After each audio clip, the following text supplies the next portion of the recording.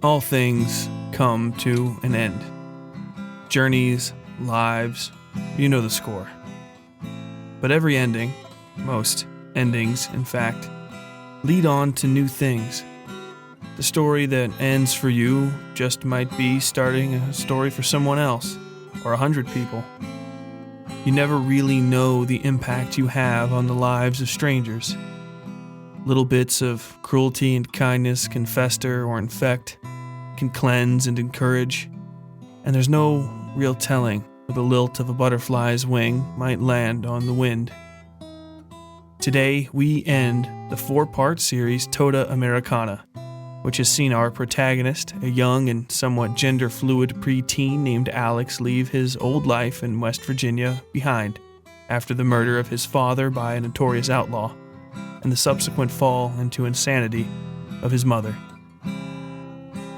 Alex's quest takes him onto the rails, where he comes across an up-and-coming thug named Marco. He escapes Marco with the help of a kind stranger and moves on to Cincinnati, where he comes across a demon of sorts, possessing a young woman. Alex frees the girl of this possession with the help of a strange, golden voice that seems to take control of him, ultimately giving him the edge to beat the demon in a game of riddles. Alex's travels then continued on the rails, where he comes across Nine Fingers, a black-fingered musician with whom he plays a game of truths, and wins, though the golden voice that helps Alex this time almost kills him through the stress of using it. Alex survives the night with Nine Fingers and gains a totem in turn, a smooth, engraved black stone which Nine Fingers promises will see Alex safely to the end of his journey. But Alex parts with the stone a ways down the line after coming to the aid of a lost little girl whose ghost still inhabits the train platform beside the place of her death. Which is where we rejoin our protagonist, sitting in the dark on a lonely platform on the American Great Plains, waiting for the last train out of station, a train that will carry Alex to his final destination, come hell or high water. But before we get to all that, this month's recommendations. This month's random horror recommendation is Magic, a seemingly forgotten 1978 horror thriller starring Hannibal Lecter himself, Anthony Hopkins. The story follows Hopkins' character, the odd but affable Corky, as he skyrockets to fame with his new puppet act. Corky was something of a failure in his old act as a magician, but the addition of the foul-mouthed puppet Fats to his act has really turned things around. Of course, as with any show with a puppet in it, things soon take a dark turn as the pressures of newfound success start to mount on poor old Corky.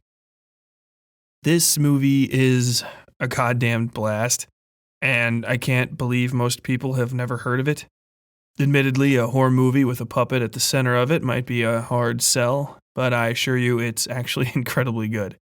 Hopkins takes his role dead serious, and the plot doesn't go where you think it might at pretty much any time in the story.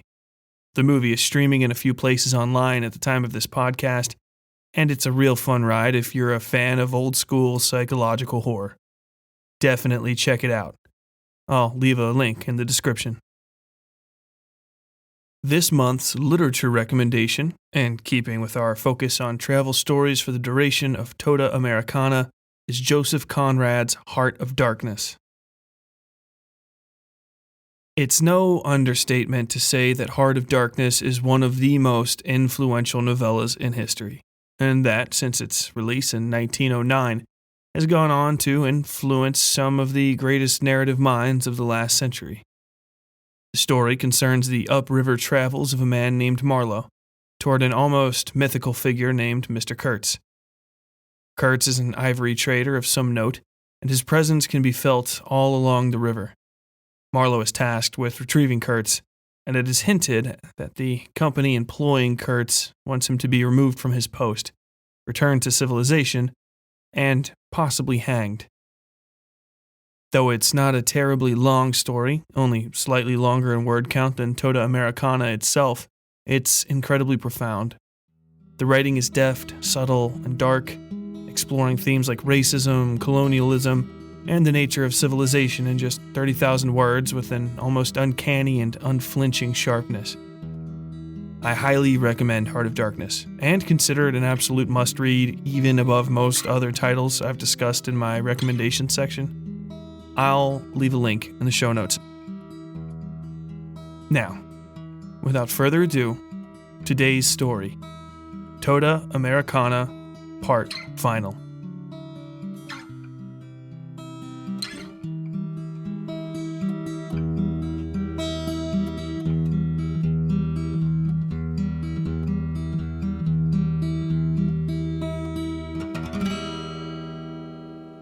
I am the last seed of the western tree, the great monolith seated by the eastern grove, carried by winds pushing from the furious south to scatter across the earth.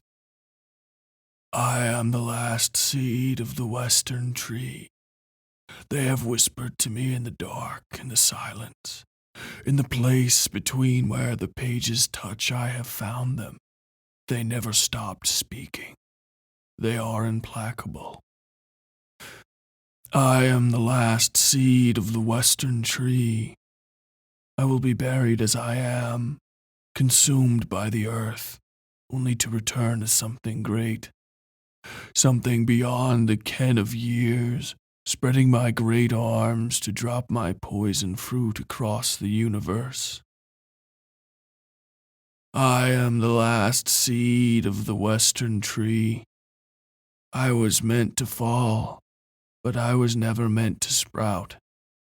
Despite everything, I will grow. I am growing.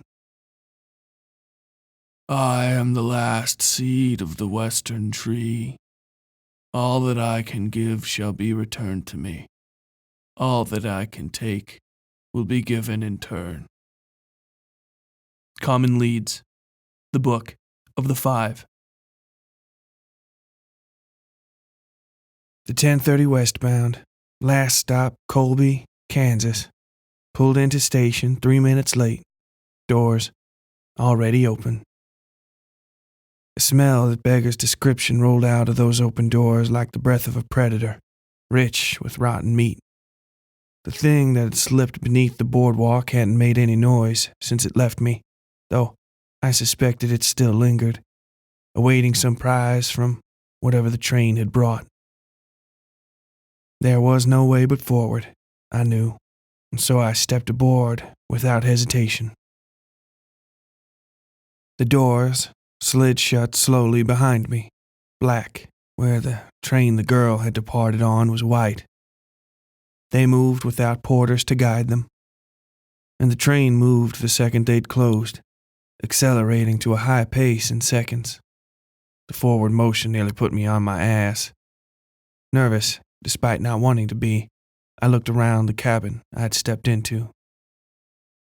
Bleak is, I guess, the best word to describe it. Soft red velvet and stitched diamond patterns adorned the tops of the walls, drinking up the rattling of the tracks below, so well it was more than a constant buzzing. The rest of the walls were dark wood, not quite black, but serving that effect. A copper plate adorned the wall, bolted to the woodwork. It read, "Recovered from the wreckage of the Golden Fist, 1885, in swooping, elaborate text. The rest of the room was empty. No chairs, no tables, just wood floors of the same dark paneling as the walls laid door to empty door. The doors were beaten steel and looked thin by any measure, almost too skinny to risk opening or closing, but I did just that after I decided lingering wasn't a good idea. By what logic, I don't know, I moved further and further from the engine. The thin doors rattled badly in their slots, so that they gave me a start nearly every time I used one. Empty rooms led on to empty rooms, until I realized I'd walked maybe 10 more passenger cars than most trains offered. I turned around and there they sat, looking like dough dumped out of an oil boiler.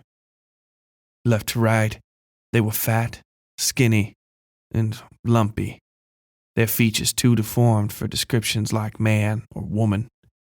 Smoky lantern lit from the sconces on the walls cast them in watery shadows, so even in their deformity they were formless, shadows in and of themselves.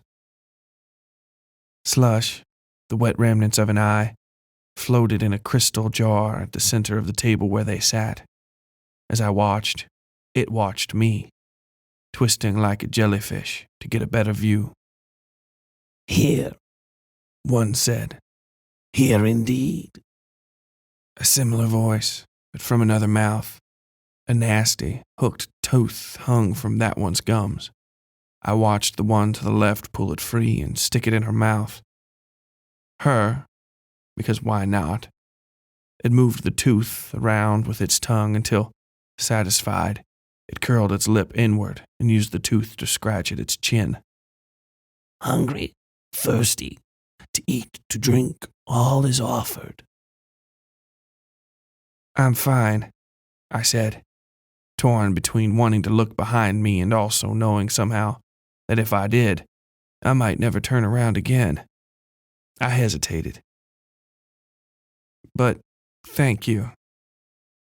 They grumbled amongst themselves, and I saw the fat one had switched places with the lumpy one, an amorphous change that played out like a wiggling of fat, dirty candle wax melting into a familiar form. "Polite," one said. "No need to be clever." Another. "You won't leave this place." The third, and none of them, said this last bit. A fourth voice. I eyed the hem of the red and gold tablecloth that obscured the bottoms of them. "What does it look for?" Is it a boy? "Is it a girl?" Is it coming or going? Can it solve a riddle without cheating?" Yes, I said. "Where is your father?" The fourth voice again. Dead, I said, after some hesitation. They chittered amongst themselves. Death isn't a place. "Death is a place." Slip, sit, dead. Death is a place, I said. Pain stabbed the place behind my left eye, though I couldn't feel the voice trying to speak through me. They grumbled and nodded. The sister who'd worn the tooth last had it ripped out of her mouth by the slender sister. You are sisters and not, I said, pain tearing into my brain. The voice was there, then, and it moved on its own. "Water witched is Water witched.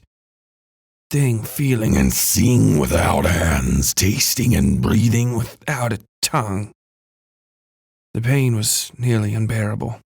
I clasped a hand over my eye, digging at it with my fingernails to get at whatever was hurting me.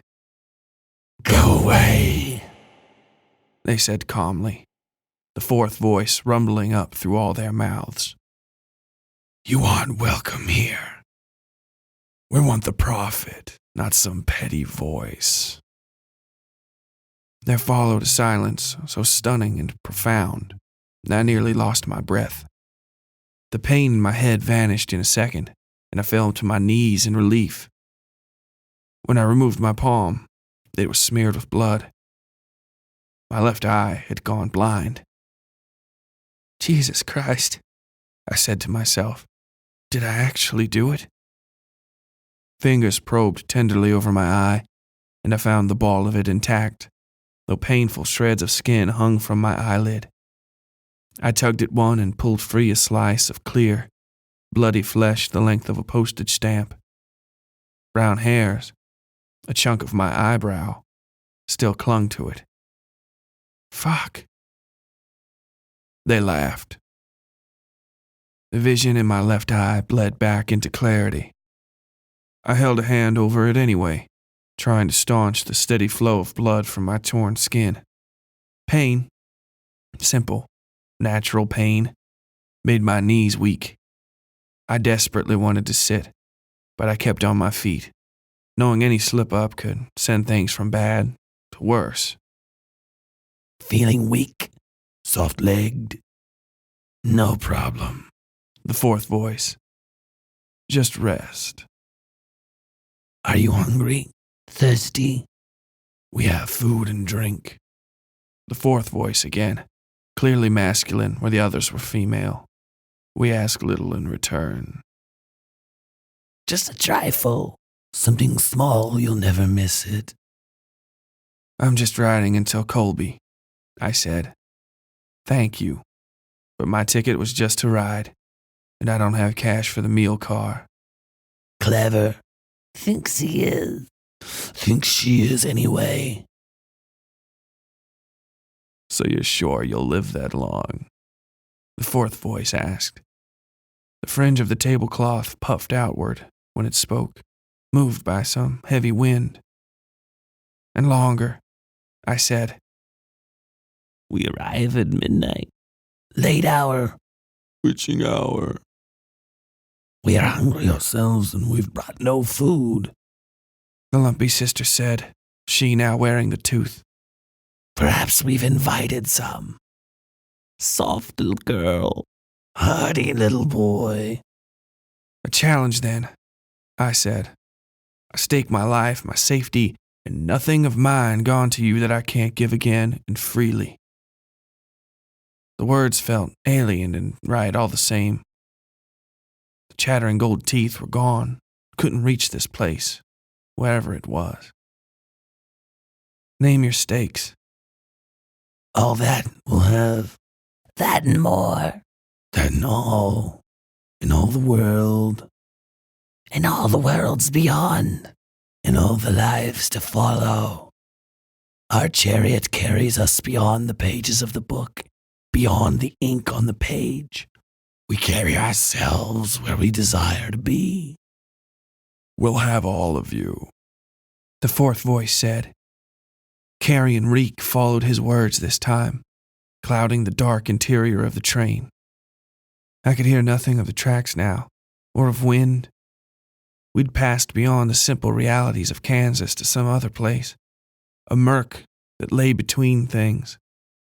That bleak darkness where I sat alone for a single, painful second as the girl embarked on her last train ride. We'll have all of you, it repeated. All you've been, all you'll ever be, in this life and all the lives to come. You will know no return. No gambles, no skill, no deception will free you from the chain I fit around your throat. Your eyes and teeth will be mine. Your prophet's tongue will rest in my mouth, and I will ride your carcass into the dust of Arabeshi. I will strap you beneath the Badlands pyramids and flay your bones naked until the end of time. That's a bit more than I think I put up, I said. I couldn't keep my hands from shaking. But if it's all in, then it's all in. His threats were so extraordinary that they almost didn't make sense. But as he said the words, shapes and pictures took form in my mind. I saw a great red place, a wasted planet, strewn with rotten cathedrals and fallen temples. Then, for just a moment, I was there. Standing in the rocky dirt of a hostile world, canyons and cracked rocks stretching out before me. Every 100 yards or so was another religious building, mosques and ziggurats, and churches made of blackened candle wax, blasted out single-room prairie churches, and great coliseums where thousands, even tens or hundreds of thousands, might pray. Things with exposed, blackened skulls and gray-winged bodies circled in the hundreds over these places, diving and ripping the flesh from the corpses littering the ground. I heard a scream, and a man stumbled by me, tearing at a black carpet swarming over him, millions of small, black centipedes. I saw the skeletal remains of a hand, mostly clean of flesh, grasping outside the swarm. Then it was gone, and the pile fell into a buzzing hump on the ground. I stifled a scream with my hands. Similar horrors played out over the landscape around me, and what I couldn't see, I could hear. Perfectly square clouds blocked the scant starlight overhead, and I saw they weren't clouds, but massive pyramids. They floated in the sky slowly, great abominations strapped with anchor chains to their bases, and blood fell like mist from their lacerated bodies. Beyond these horrors, a blasted moon hung in the sky, twirling on a crooked axis. Starlight reflected off it, and I realized it wasn't a moon at all, but a giant, severed head caught in the planet's gravity. It turned to reveal a broken jaw and a single blind eye in the center of its forehead. As I watched, a haze of dust from its rotting scalp caught in the atmosphere, burning to a shimmering trail of comets. I heard the lash of a whip and turned to see a dark figure, tall and clad in a dirty ashen robe, standing before a rock. And on that rock I saw myself, the adult I might become, with bloody sockets where my eyes would have been. Chains held me naked against the rock, where I screamed and begged in a language I'd never heard. The tall figure turned, and I saw my own eyes smeared across its empty face, like paint.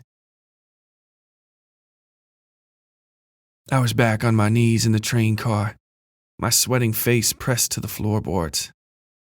I had moved closer to the table somehow, too close to that rippling tablecloth. I tripped over myself scrambling away, just before a well-muscled gray arm slid to where I had been kneeling. It found nothing, and slid back again just as quick. The sisters tittered. Come visit me. Come visit me. Come visit me. Sometime you steal and gamble and gamble. But gamble, none scores their score. All time and Arabesh ye ramble. I wiped sweat from my face. I couldn't tell which of them rambled off the poem or what it meant, but the threat rang clear. Just give me your eyes, boy, and I'll let you leave. The fourth voice said, I won't take everything from you, just what I need. Go ahead and do it, Alex, my father said from behind the table. I saw him sitting where the lumpy sister had been. His body was drawn and skeletal, but I could see his mustache and the familiar lines of his face below empty sockets and shadow. Stop it, I said. Baby girl. My mother now, taking the slender sister's place. Blind isn't so bad. What did you expect running away like you did? You're just a handful of trouble waiting to happen, you know? That was one of her lines. A handful of trouble, waiting to happen. A relic of a childhood I'd all but forgotten. Give him what he wants and come back to me, where it's safe. They'll take care of both of us here. Stop, I said again. You think I want you to come to Colby anyway? My father said, crossing his arms. You're just a fucking disappointment. Couldn't be born a boy, bad at being a girl. I left to get the fuck away from you, you little fucking queer. Dressing like a boy and keeping odd company. Goddamn shame is what you are. Shut up, I said, clenching my fists. My mother moaned. Oh God, she said. The fat sister became one of the orderlies from the mental hospital. My mother was bent over the table in front of him, hair curled up in his fist as he had his way with her. She had the slack-jawed face of the terminally brain-damaged, but her voice rang clear. Look at what they're doing to me here, Alex. They won't stop until you get back. I need help and you just left me here. You left me helpless and retarded, and now this is what happens to me every fucking day. You are quiet, I hissed at them, feeling something like golden venom slipping over my tongue The pain that should have come did not. But instead, a hot, pleasant feeling like you get from stretching a sore muscle. There was a sound like a gunshot, and the eyeless impression of my father doubled over and turned back into the lumpy sister. The orderly and my mother rippled back as well. "Don't do that again," the fourth voice said. "This is my home." "Be quiet," I said again. The entire table jumped with a bang. The sisters deflated to wave back and forth like palm fronds. Then they were themselves again. The jellied eye on the table searched over me, angry despite not having any real way to express itself. The slender sister took the hooked tooth and planted it in her mouth. "Name your challenge," I said, "and stop wasting my time." The sisters grumbled amongst themselves, bodies switching places rapidly, so that any of the three occupied the center body all at once. They turned their gummy smiles on me in unison. Tell a story you've never heard. It's never happened. I glared at them, set my jaw, and spoke.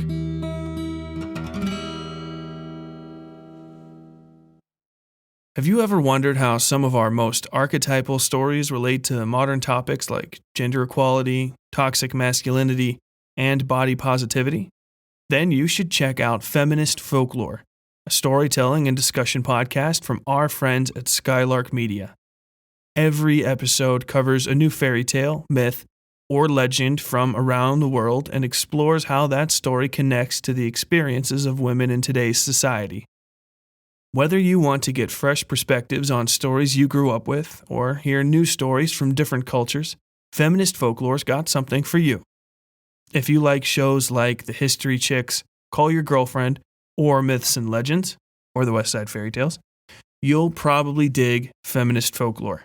Subscribe to them on Apple Podcasts, Spotify, Stitcher, or wherever you get your podcasts.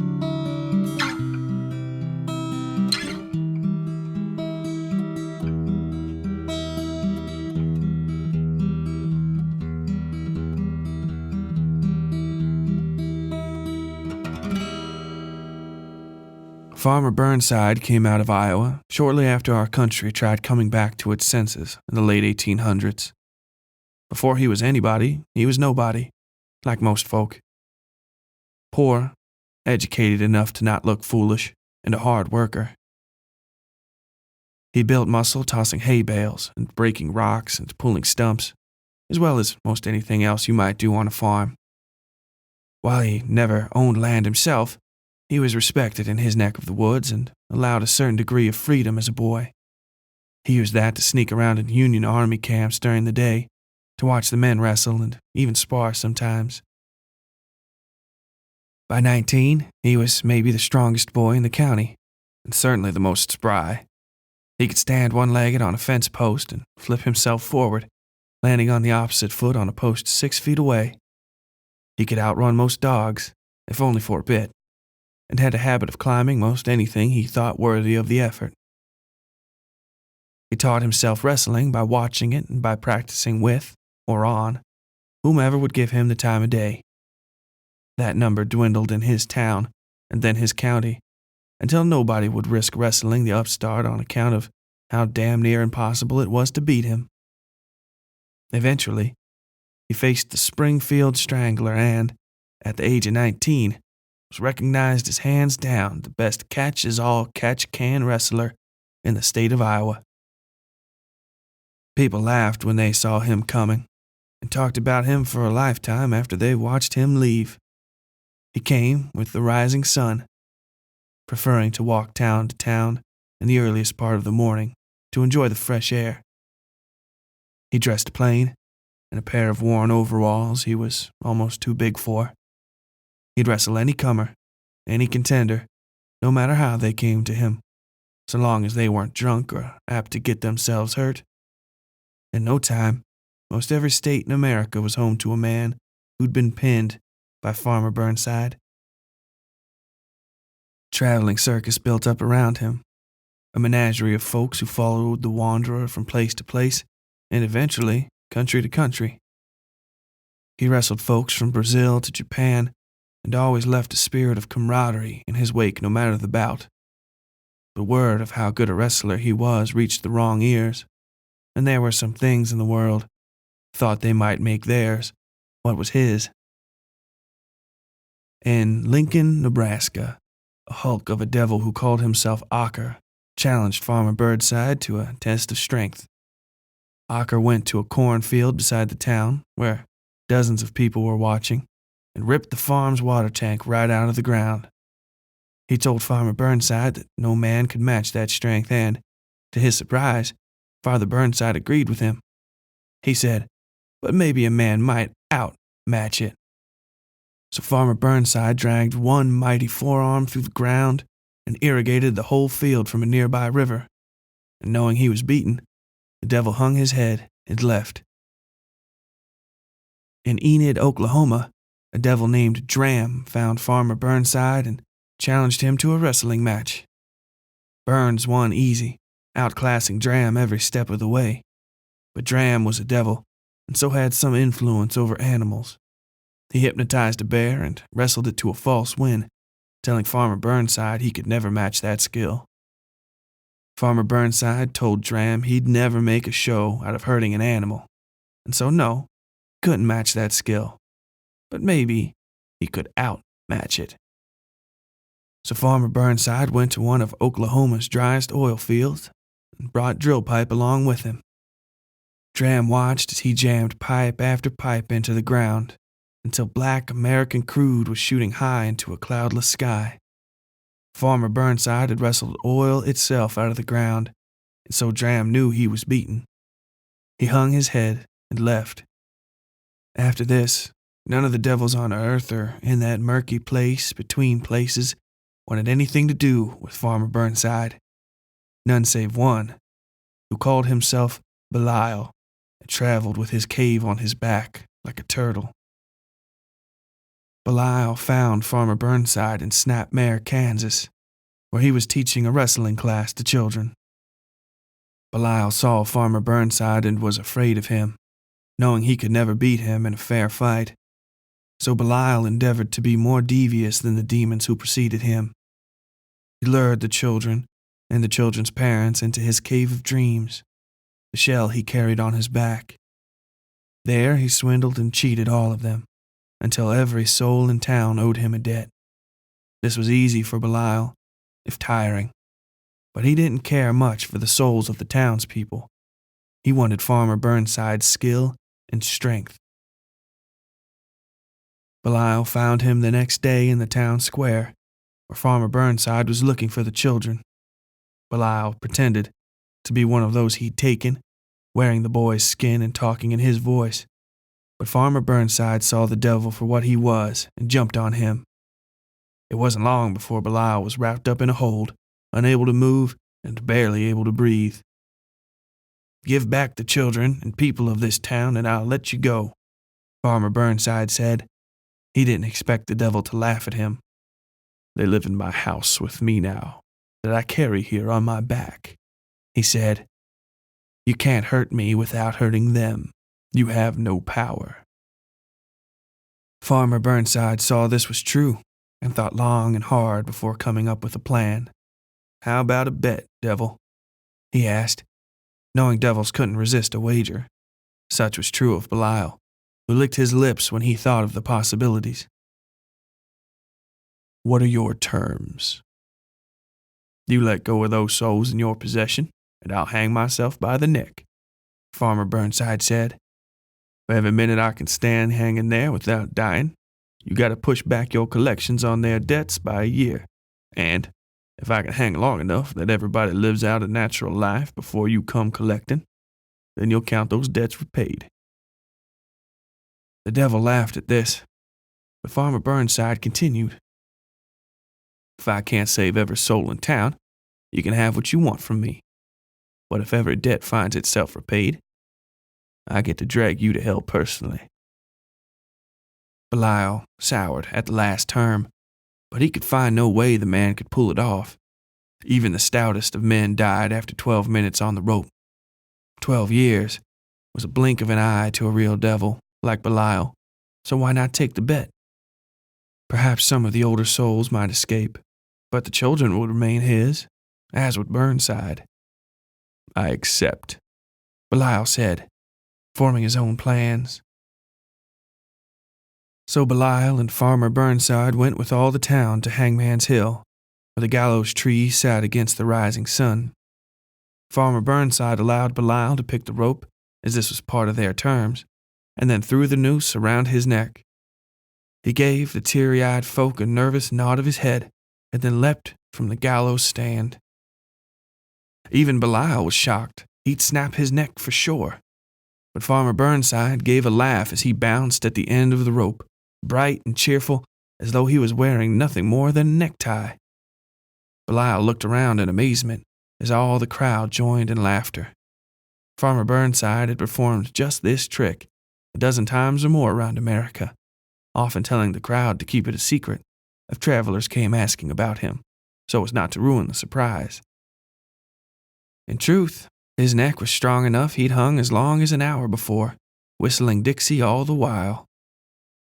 Belial cursed and stormed, letting all the souls he'd gathered out of the house on his back. They filled the townspeople, and the townspeople laughed even harder, now that real joy was available to them again. But Belial wasn't finished with Farmer Burns just yet. He hopped around and poked and prodded at Farmer Burnside, but this had been in their terms as well, and so Farmer Burnside asked the crowd not to interfere for any reason. A half hour passed, an hour. The mirth had gone out of the crowd now, as Farmer Burnside's face grew red with strain. Nearly all of the crowd was free of their debts now. Only the youngest children would live much longer.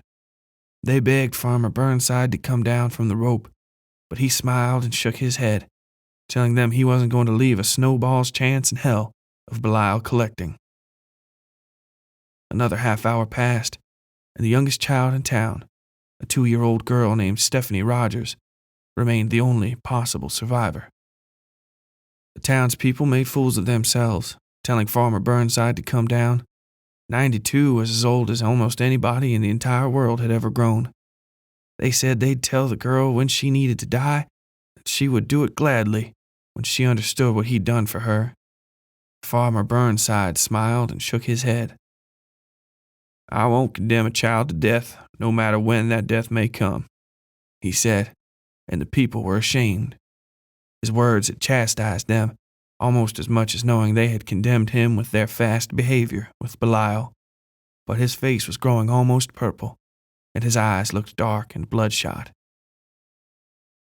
There's no way she'd live that long, Belial whispered in Farmer Burnside's ear as the world grew darker.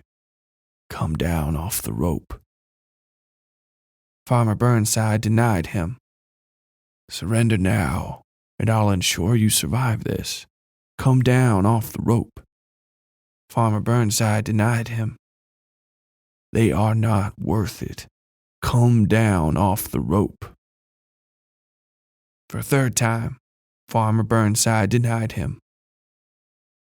Belial watched in horror as a cloud passed over and away from Stephanie Rogers, a sign that Farmer Burnside had outdone him.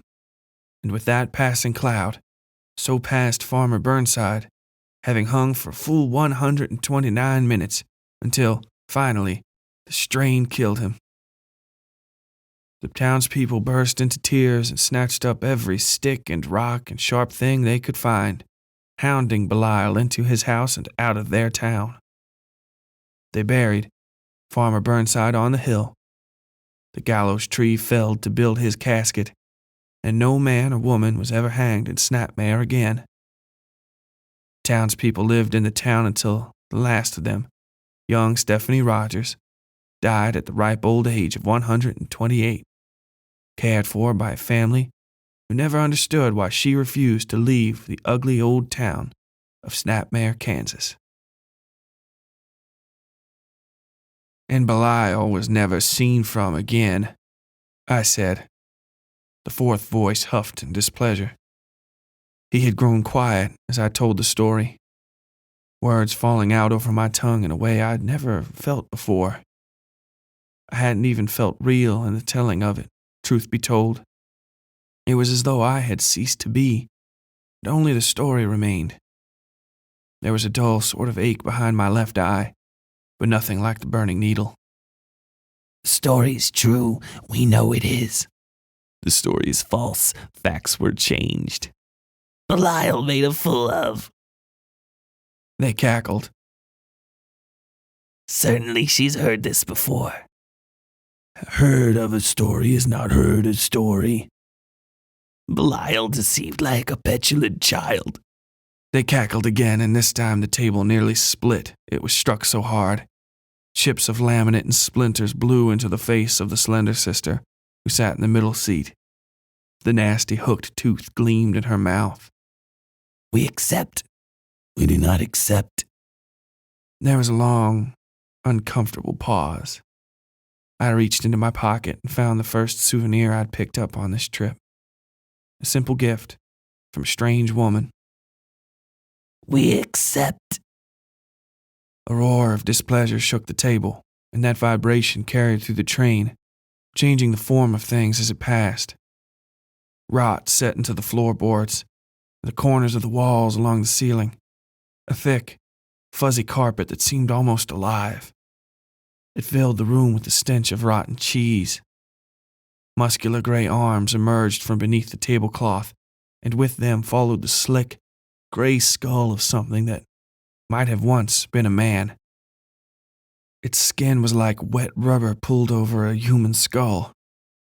There were no eyes, no nose, and the mouth was rimmed with hard white teeth that formed a circle, instead of ascribing to the shape of a human jaw. A tongue of ropey red muscle slid from between those teeth and split along its length, showing another mouth. Snake's fangs dotted the length of the meat. I do not accept, he said. The sisters deflated behind him, thinning into each other. Then the centermost of them shot toward me, using the hooked tooth like a scorpion stinger. I dodged and it slipped past my chest. It retracted over the table as the gray thing pulled his way into the cabin. I jumped forward and flipped open the knife the woman had given me, slamming it down on the jar containing the jellied eyeball. It split like firewood, down a single clean line that continued back into the iris of the floating eye. Blood and some viscous white fluid leaked out over the table, dripping down onto the gray thing's face. It screamed, and I backpedaled into the far wall, watching as it writhed and howled on the floor. It stopped and turned its face toward me. A sick laugh, the laugh of a terminally insane person, cracked out of its throat into the room. It moved its hands from its face to reveal the remnants of the eye, coating its rubbery skull like a painting. I watched the iris I'd severed slide through the muck until it sat where the right socket should have been. Blood and whitish fluid haloed the eye in a hideous corona, extending over most of the thing's head and the right half of its face. Intuitive, it said, pushing itself to its feet, but pointless. The sisters deflated fully and were sucked under the table as he stood, re-emerging as a sort of cape that hung, or rather grew, from his shoulders. 7 feet of solid, gray-skinned muscle loomed over me. A ragged loincloth covered him waist to knees, made of eyeless skins the same color and look as the sisters. The faces in that cloth moved to see me. Terrified, I backed all the way against the cabin door, switching the knife to my left hand. It felt hot now, wet to the touch and slightly sticky. Carrion stink, mixed with cheesy rot, filled my nose so badly I gagged. He stood with his arms out at his side, fingers long and ending in elegant black nails. This is my home, he said, his odd mouth forming into a sort of smile. My home, my rules. In this house of dreams, the only one who can win is me. No matter the game. He stepped forward and cupped my chin between his thumb and forefinger. Steel railroad ties had more give. Now what did I promise you?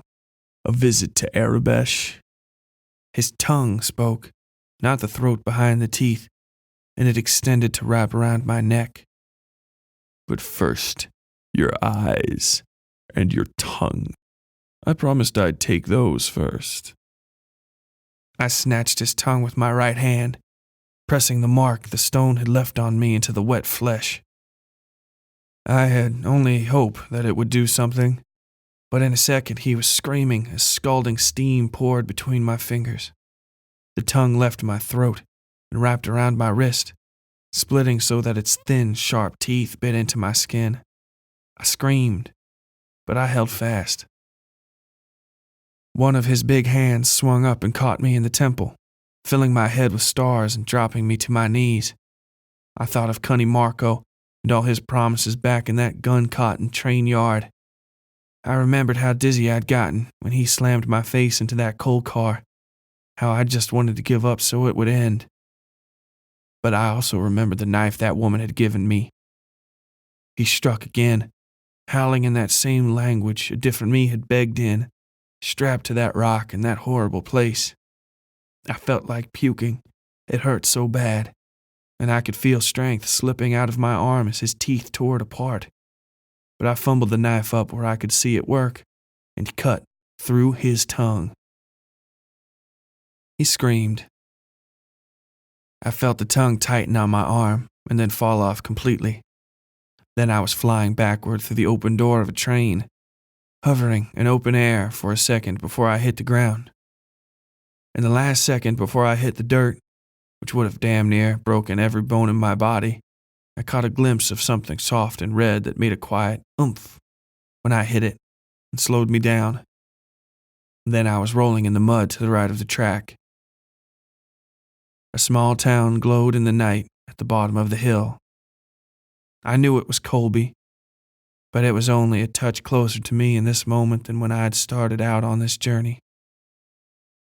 The first blue touches of dawn lit the sky in the east, where the morning dew would already be turning to steam and rolling down the West Virginia hillsides, filling the valleys between the mountains. I saw the train, or what had been the train, for a brief second. The thing it really was screeched down onto the rails as it braked, buffeting the ground with a shower of sparks. Fat, black plates, like the shells over a beetle's wings, laid stacked front to back in a set of maybe 30. The entire construction was about 35 yards long. Wavering purple light shone between the panels. You cut off my tongue, I heard him say, the fourth voice. It came from the door I'd been thrown from, which looked impossibly normal, set in the back of that alien thing. The train, his cave, I thought, had stopped 20 yards away from me, and I could see his arms gripping the doorframe, then his face. He fell forward onto the ground, spitting up blood. Give it back. I looked at my hand and saw his tongue in my fist, sputtering and black, thick, greenish gel leaking over my fingers. I dropped it, and the tongue writhed feebly in the dirt. I tried to push myself to my feet, and my right arm collapsed underneath me. I was nearly sick when I saw the burger the teeth had made of it. I was cut in more than 100 places, some of them running together so that I could see the muscle working beneath the surface of my skin. It bled badly. Shit, I said, feeling on the edge of fainting. I pulled my shirt off and got to my knees, then my feet, keeping an eye on the thing as I wrapped my shirt tightly around my arm. Cold morning air prickled my naked chest. He stood on legs like tree trunks. The alien train car buckled behind him as he strode toward me, being pulled inside outward by the cape attached to his shoulders, the cloth made of 100 eyeless faces. So much, He said. so much of you to take. The sun crested the ridge of the hill behind me, and yellow daylight spread over him. He hissed when it touched his skin, which gave off a light smoke. He put his hand over the painted-on eye and shrugged off the sunlight. The train car completely imploded, and then it was just him, the thing we'd traveled in, hanging off his back like shreds of torn black rubber. "I'm in the sun," he said, catching up to me. I'd hobbled to my feet, but it did little good. I could barely walk. I cradled my shredded arm against my chest when he kicked me in the small of my back. The blow sent me flying, and I skipped across the ground like a stone when I hit. It hurt so bad I screamed. "Yes, like that," he said, kicking me again. This time the blow sent me up into the air, and I felt a lurching sort of vertigo as I flew. I couldn't move any more after the third kick. Something tore inside my chest, just under my ribs, and I felt a rush of numbness flood my whole body. My brain was getting me ready to die, turning the lights off before the coup de grace. "Stop," I croaked, doing whatever I could to buy time. Somewhere beyond somewhere, in the darkness at the back of my brain, a voice spoke. "Hold fast," it said. "Beg me," he said, bending me over and tangling his fingers in my hair. "Beg. I'm not going to stop. No, I have you forever. I'm telling you to beg because it pleases me." I mumbled something and he stood, my entire body dangling from my scalp. I screamed again, feet trying to find the ground to keep me steady.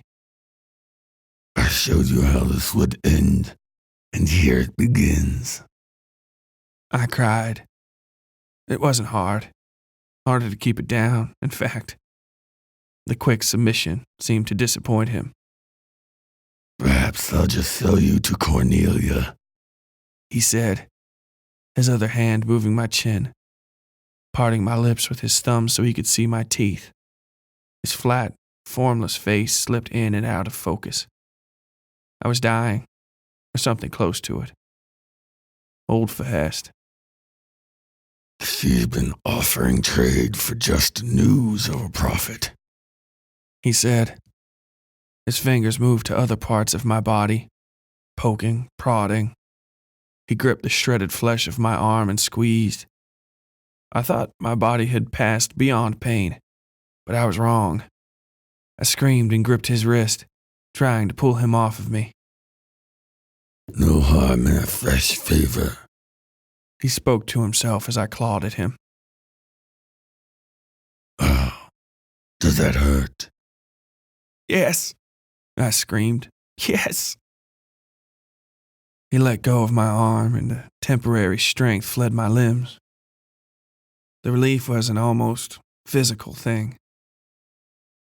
He cleaned the bloody hand with the remnants of his tongue. It was already growing back. The shadow of the hill behind us fell down his face, bathing it in more sunlight. He saw my expression and laughed. "It's not as bad as you'd think," he said. "It's irritating, like you and your little brand and your little knife." He grabbed my throat and let his other hand drop away. It was like being held in place by welded steel. His fingers tightened and loosened, tightened and loosened. "How does that feel?" My toes tried to find purchase on the ground as he raised me inch by inch. I tried to hold on to his hand, my fingers barely able to curve around the meat of his thumb muscle. "I asked you a question. When I ask you things, you speak. That is your life now." He didn't see the shadow passing over his face. 2 feet, toes pointed down in silhouette. Cold, painful breath burned its way down into my lungs as he relaxed his fingers. I could feel every inch of my living muscle trembling with exhaustion. I tried to say something, but it came out in a croak.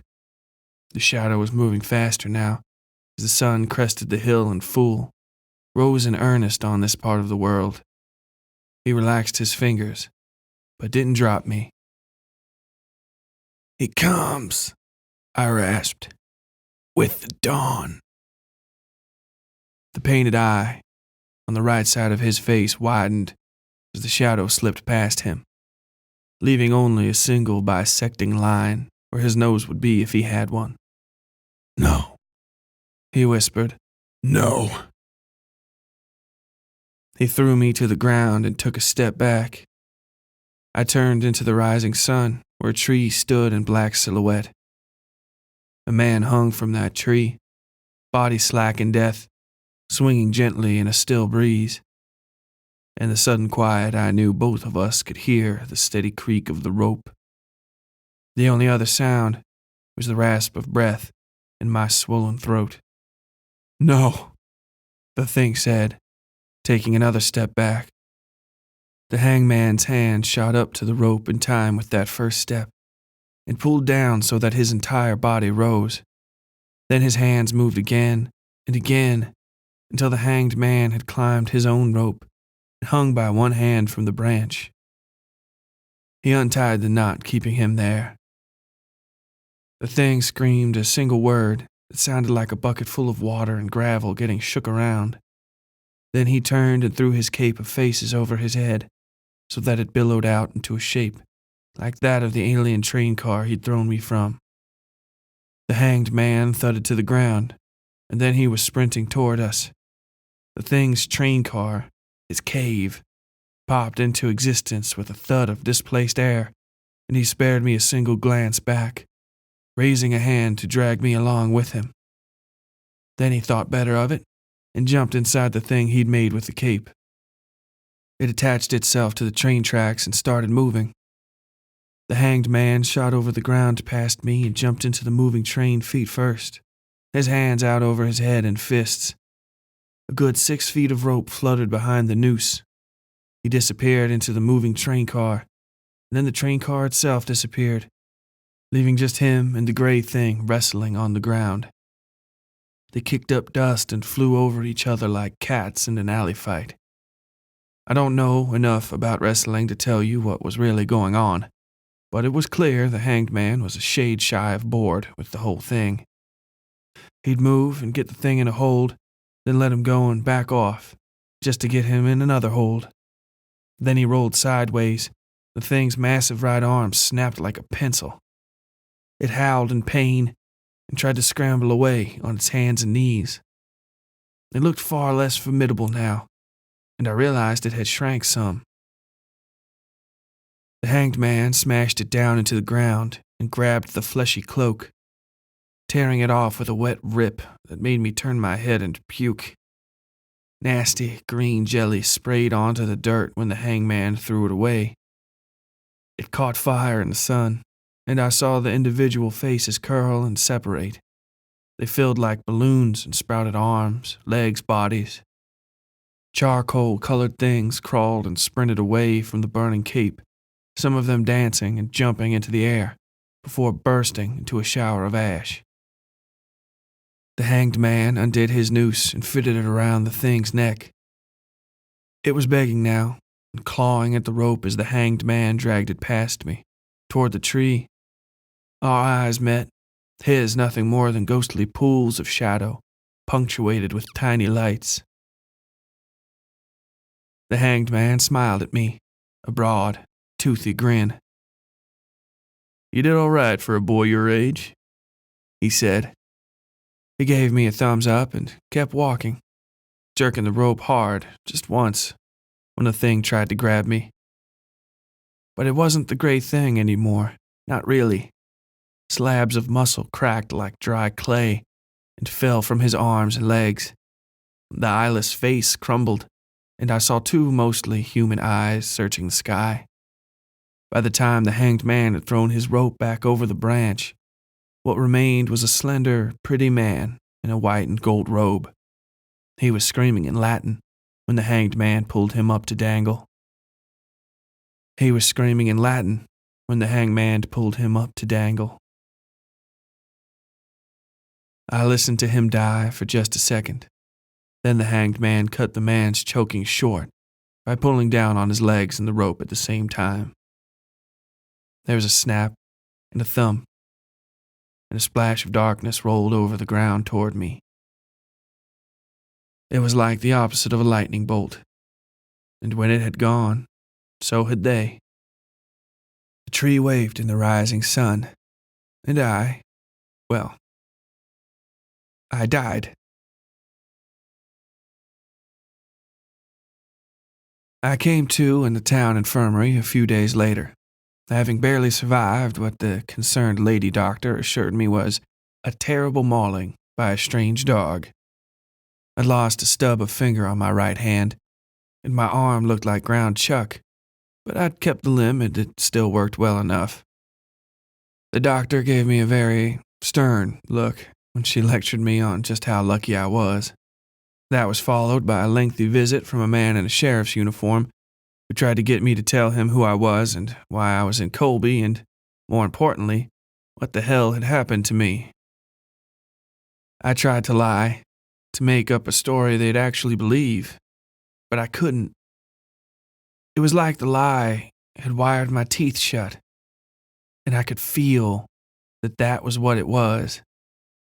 I could think it, sure, but I couldn't say it. So I danced around the truth, telling them I'd been thrown from a train and I didn't really know what the toothy thing was that had almost torn off my arm. I said a guy pulled it off of me, dragged it away somewhere.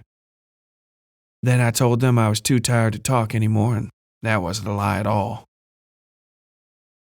The deputy tried to push me on the details about who I was and where I was from, but the doctor scolded him and pushed him out of the room.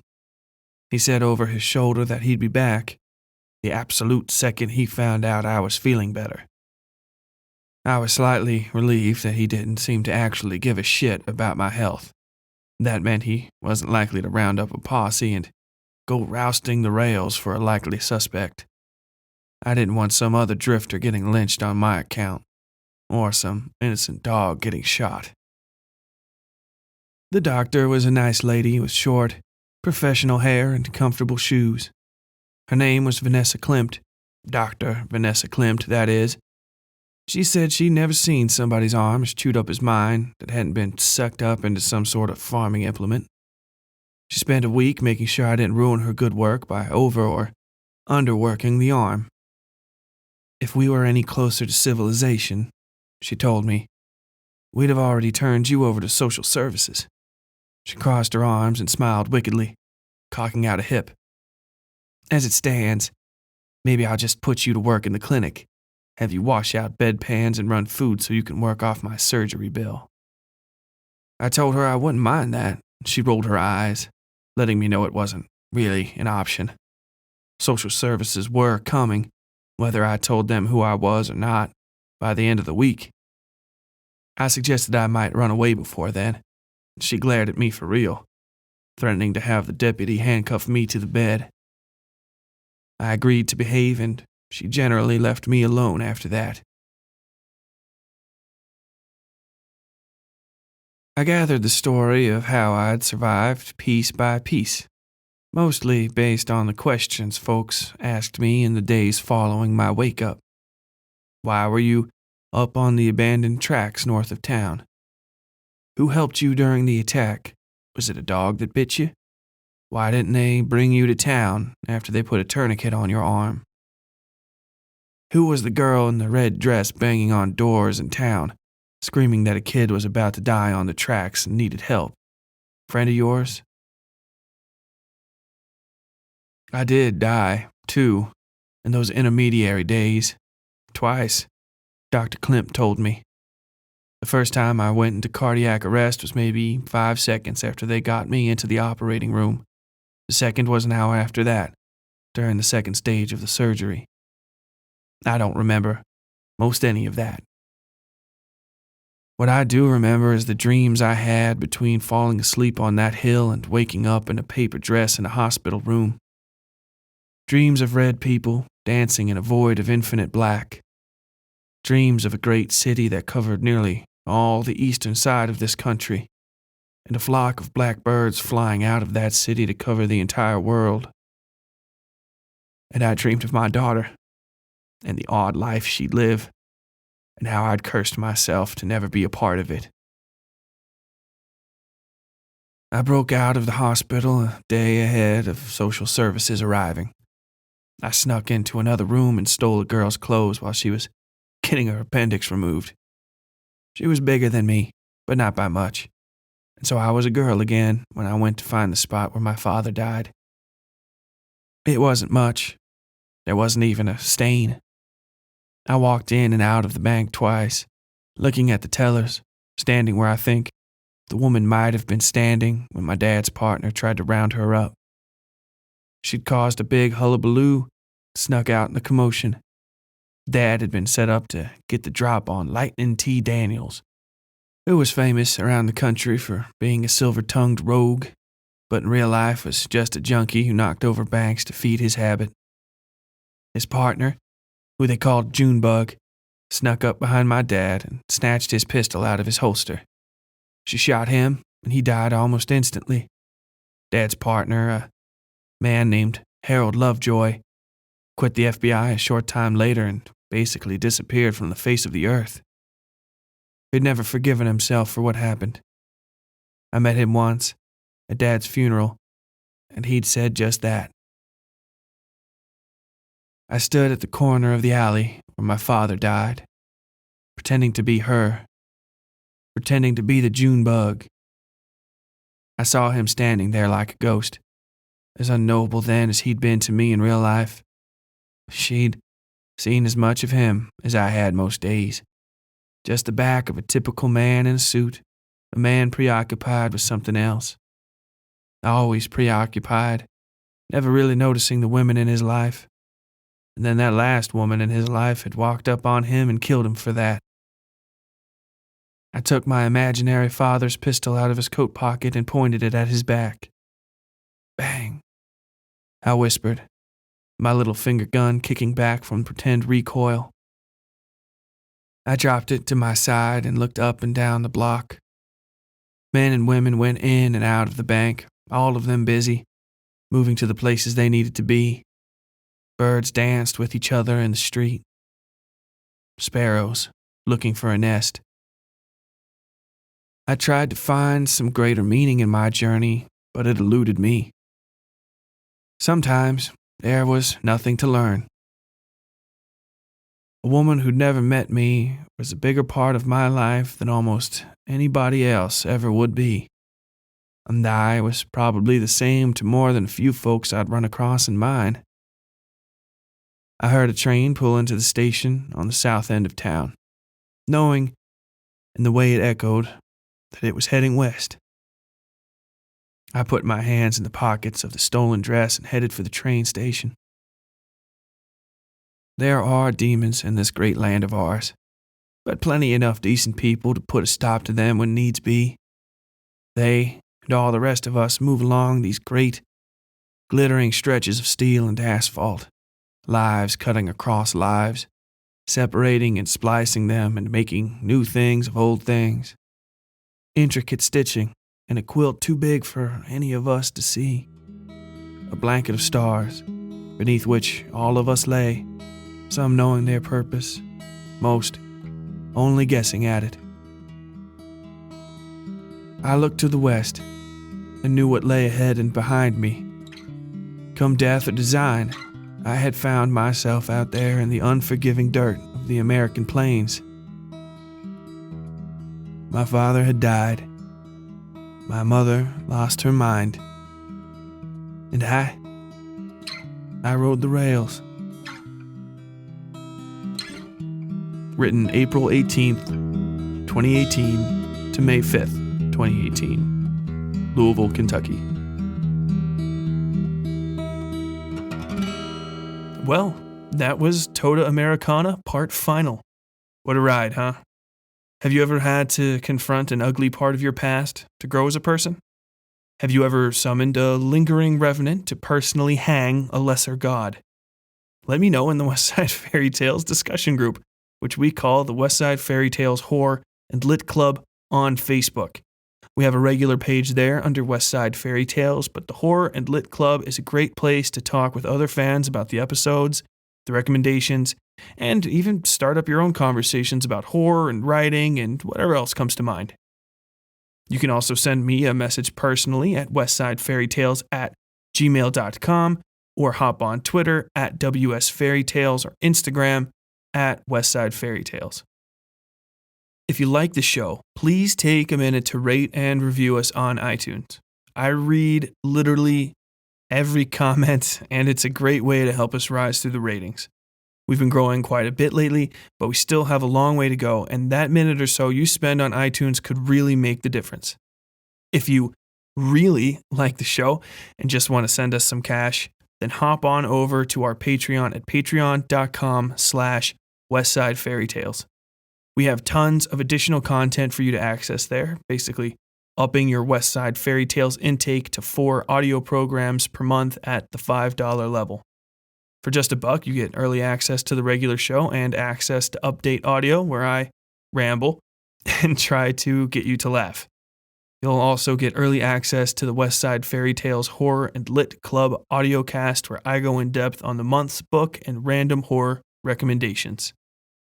And for those of you who aren't on Patreon and don't already know, the Westside Fairytales Horror and Lit Club podcast is on the main feed now. It's in addition to the normal podcast, and don't worry, it won't be replacing the Westside Fairytales or detracting from it at all.